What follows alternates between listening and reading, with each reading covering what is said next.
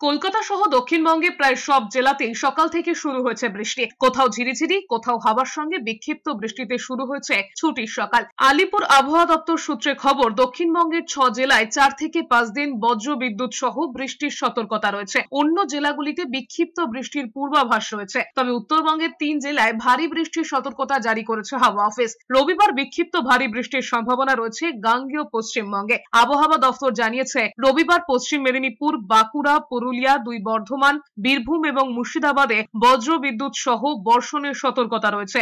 বাকি জেলাগুলিতেও হালকা থেকে মাঝারি বৃষ্টি হবে। তবে কোনো জেলাতেই একটানা ভারী বৃষ্টির পূর্বাভাস নেই। তবে বৃষ্টি হলেও তাপমাত্রা তেমন হেরফের হবে না বললেই চলে। একই সঙ্গে আর্দ্রতাজনিত অস্বস্তি থাকতে পারে। দক্ষিণবঙ্গের জেলাগুলিতে হালকা থেকে মাঝারি বৃষ্টির পূর্বাভাস থাকলেও উত্তরবঙ্গের 3 জেলায় ভারী বৃষ্টির সতর্কতা রয়েছে।